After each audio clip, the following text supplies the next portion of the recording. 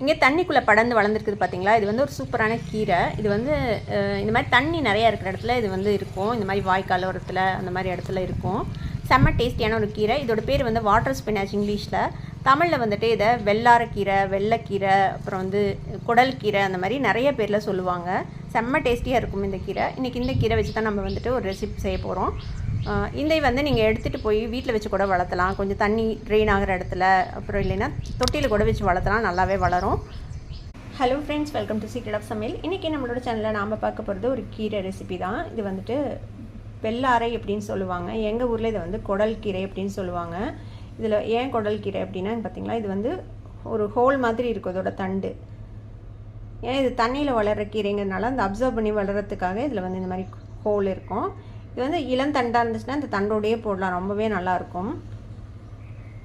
பெண்களுக்கு வந்து ரொம்ப நல்லதுன்னு சொல்லுவாங்க. இந்த வெள்ளைப்படுதல் பிரச்சனை இருந்துச்சுன்னா அதுக்கு வந்து இது ரொம்பவே நல்லது அப்படின்னு சொல்லுவாங்க. வெள்ளைக்கீரை, வல்லக்கீரை அந்த மாதிரி சொல்லுவாங்க. எங்கள் ஊரில் இது குடல் கீரை அப்படின்னு சொல்லுவாங்க. இப்போ இந்த கீரை எப்படி க்ளீன் பண்ணணும் அப்படின்னு பார்த்துக்கலாம். இது வந்து இந்த மாதிரி தண்டோடையே நீங்கள் வந்துட்டு யூஸ் பண்ணலாம். இந்த மாதிரி தண்டு இருக்குதுல்ல, இந்த தண்டெல்லாம் நீங்கள் யூஸ் பண்ணலாம். இந்த தண்டுமே பிஞ்சாக இருந்துச்சுன்னா நீங்கள் வந்துட்டு யூஸ் பண்ணலாம். கிள்ளி போட்டு கையில் கிள்ள முடிகிற அளவுக்கு பிஞ்சாக இருந்துச்சுன்னா நீங்கள் அப்படியே யூஸ் பண்ணலாம். பாருங்கள், இதை வந்து அப்படியே முழுக்கவே நீங்கள் கட் பண்ணிவிட்டு அப்படியே யூஸ் பண்ணலாம் போட்டு. ரொம்ப இந்த மாதிரி பெரிய தண்டாக இருந்தால் மட்டும் இந்த லீவ்ஸை மட்டும் இந்த தண்டோடு எடுத்துக்கோங்க. இந்த பகுதியை நம்ம இப்படியே போட்டுடலாம். இப்போ இந்த மாதிரி எல்லாத்தையும் நம்ம ஃபஸ்ட்டு ஆஞ்சு எடுத்துகிட்டு அப்புறம் நல்லா கழுவி எடுத்துக்கலாம். இப்போ இந்த மாதிரி நல்லா 2-3 தடவை வாஷ் பண்ணி எடுத்துக்கோங்க, நல்லா சுத்தமாக. இப்போ இதை நம்ம வந்து வெட்டிக்கலாம். இப்போ இந்த மாதிரி அந்த காம்போடு எடுத்துக்கோங்க. அந்த காம்பியும் சேர்த்து நம்ம வந்து வெட்டிக்கலாம். இந்த மாதிரி சைஸில் வெட்டிக்கலாம். நீங்கள் பொடி பொடியாக வேணாலும் போடலாம், கொஞ்சம் நீளமாக வேணாலும் போடலாம், நல்லாயிருக்கும் எப்படி இருந்தாலுமே.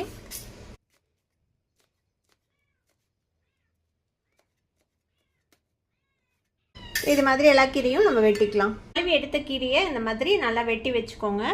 இதுக்கு வந்துட்டு சின்ன வெங்காயம் நிறைய போட்டு தாளிச்சிங்கன்னா நல்லாயிருக்கும். ஒரு 150 கிராம் அளவுக்கு சின்ன வெங்காயம் எடுத்துக்கோங்க. அதே மாதிரி காரத்துக்கு வரமிளகா மட்டும்தான் யூஸ் பண்ண போகிறோம். வேறு எந்த மிளகா பொடி அது மாதிரி எதுவும் போடக்கூடாது. இதுக்கு வெறும் வரமிளகா தான் போடணும். நான் ஒரு 4 வரமிளகாவை கிளி வச்சுருக்கேன். ஒரு வடச்சட்டி அடுப்பில் வச்சுக்கோங்க. இதில் கொஞ்சமாக எண்ணெய் விட்டுக்கலாம். எண்ணெய் சூடானதும் கொஞ்சமாக கடுகு சேர்த்திக்கோங்க. கடுகு புரியுது. கொஞ்சமாக உளுத்தம்பருப்பு, கொஞ்சமாக கடலைப்பருப்பு சேர்த்திக்கலாம். ஒரு டீஸ்பூன் அளவுக்கு கடலைப்பருப்பு, உளுத்தப்பருப்பு நல்லா சவந்துச்சு. இப்போ இந்த சைடில் நம்ம கட் பண்ணி வச்சுருக்கிற இந்த வெங்காயம், வரமிளகாய் சேர்த்துக்கலாம். வெங்காயத்தையும் லேசாக கிளாஸி ஆக வரைக்கும் வதக்கிக்கலாம். வெங்காயம் கண்ணாடி பதத்துக்கு வதங்கிருச்சு. இப்போ இந்த ஸ்டேஜில் நம்ம க்ளீன் பண்ணி கட் பண்ணி வச்சுருக்கிற இந்த வல்லக்கீரையை போட்டுடலாம். இதோட சேர்த்து வதக்கி விடுங்க. உப்பு கொஞ்சம் சுண்டட்டும், அதுக்கப்புறம் உப்பு சேர்த்திக்கலாம். கீரை கொஞ்சம் சுருங்கிடுச்சு பாருங்கள். இப்போ இதில் கொஞ்சமாக தண்ணி தெளித்து விடலாம். இப்போ ரொம்ப தண்ணி ஊற்ற தேவையில்லை. ஒரு 2 கை அளவுக்கு தண்ணி இந்த மாதிரி தெளித்து விடுங்க. கீரைக்கு தேவையான அளவுக்கு உப்பு சேர்த்திக்கலாம். நல்லா கலந்து விட்டுருங்க. நல்லா கலந்து விட்டு மூடி போட்டு ஒரு 5 நிமிஷம் நல்லா லோ ஃப்ளேமில் வச்சுட்டு வேக விடலாம். கீரை வந்து சீக்கிரமே வெந்துடும். ஒரு 5-6 நிமிஷம் தான் ஆகும் வேகிறதுக்கு. இப்போ ஒரு 5-6 நிமிஷம் ஆச்சு. நம்ம தண்ணி ஊற்றி வச்சு ஓப்பன் பண்ணி பார்ப்போம். விட்ட தண்ணி எல்லாமே நல்லா சுண்டிடுச்சு. கீரை வந்து நல்லா சுருங்கி வெந்துருச்சு பாருங்கள். சீக்கிரமே வெந்துடும், வேகத்துக்கு ரொம்பலாம் டைம் எடுக்காது. வெந்துருச்சான்னு பார்க்குறக்கு இந்த தண்டு இருக்குதுல்ல, நம்ம தண்டு போட்டோம்ல, அதை வந்துட்டு நல்லா கிளி பாருங்கள் வெந்துருச்சான்ட்டு.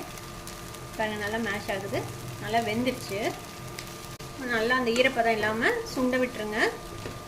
இப்போ இதுக்கு மேலே கொஞ்சமாக தேங்காய் துருவல் சேர்த்து மிக்ஸ் பண்ணி இறக்கிட வேண்டியது தான்.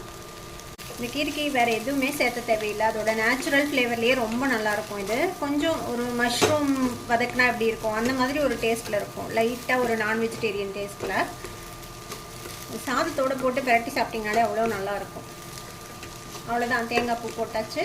நல்லா ஒரு மிக்ஸ் பண்ணி விட்டு இறக்கிடலாம். அவ்வளோதான்.